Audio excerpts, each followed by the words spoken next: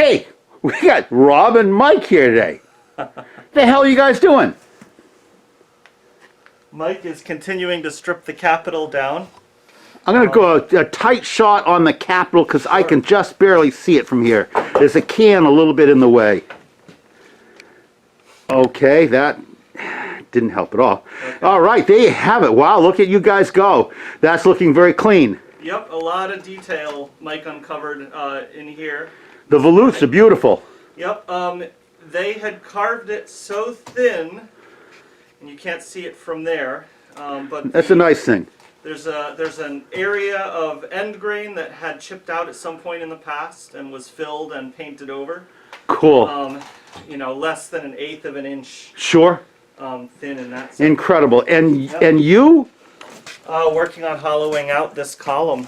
Looks like you're not the first person to work on hollowing out this column. No, there are tons of carpenter ants in here. They've taken advantage of the moisture and the rot, and as I understand it, they will find damp areas and harvest fungus.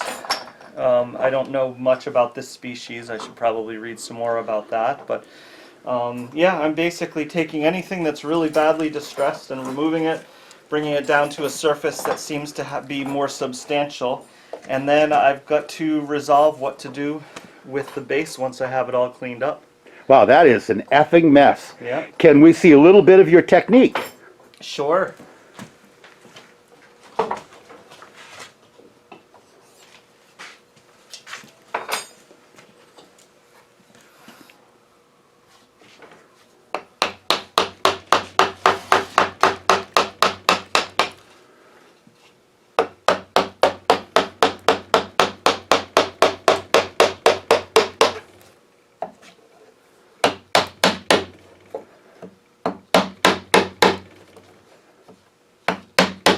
This is all progressing from what was initially a skill saw cut?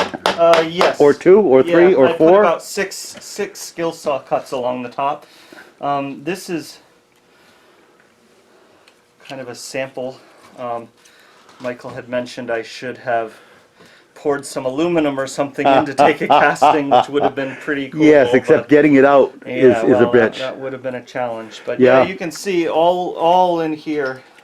You know, tapering right up to this point, looked like this. I am seeing that it sort of starts to dive down again, so I really don't know how much is in here. And the assumption is that removing the living quarters for the colony is important to what you're doing. I don't know if removing all of it is. I believe that if I can get to some substantial area in here, epoxying it closed. Maybe an option. I don't know how maybe much putting some running with the grain bridging materials in some of the areas so you can do some reinforcing to the shell of what's left without having to buy 700 gallons of epoxy and casting it solid. Well, yeah. Let's do that. Yeah. I wouldn't fill this. My plan was to hollow out whatever I needed to then coat the surfaces with epoxy to try to prevent stabilization. Further, and then, like you mentioned, using some larger blocks, running the grain with the grain of this, and gluing them and fastening them in place would probably be the best move. Wow, that's exciting. I'm glad you're having fun. We'll see how it goes. Thanks for letting us look. Thanks, Dave. Yep, a loose tooth. That's held together with paint. Do you want to work on wiggling this one out? Yep. Okay. I just wanted to show you. Yeah, yep. And if you can clear behind there, get this as close as you can.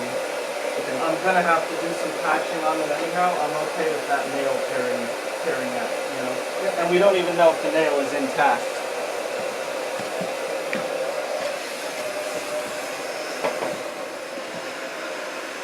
All right, so here we are, day 2, working on the column. I've been able to pretty much eliminate any of the larger ants' nests that I found. This whole section was completely honeycombed or ant chewed. It was a multi-level apartment in there. I found a few other pockets. One thing I did do is overnight I set a lamp right here with a piece of aluminum foil underneath it. And this morning when I came in, I found between 20 and 40 ants hiding out underneath the aluminum foil. They were attracted to the heat, so I was able to immediately lift that up, vacuum them out. I've barely seen any other ants today. My plan of attack now is, because I'm finding a majority of solid wood up here, I'm just going to plane this, chisel this down, take another angle to remove some more of this material, and then level it out and try to remove some of what's in here. For the most part, I've shifted gears to not want to remove any material if I don't have to. The initial stage yesterday was really to remove as much rot and as much of the compromised stuff as I could. Now I just want to remove as little as possible, get it to a clean condition so that I can start to epoxy and patch and brace this.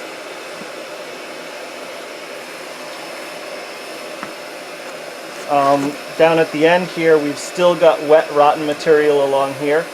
The base, when I have the base turned, that's going to take up this much of the bottom. So what I'm doing now is I'm also cutting this back, following the bottom lip. That way, once I remove all of that, I'll be able to assess the condition of what's underneath here. You can see that's still very wet. I may have to do some patching on the front end, but time will tell. It taps out solid on the outside, so I'm optimistic about this portion, but I know optimism has gotten me in trouble before. So. And that's it so far.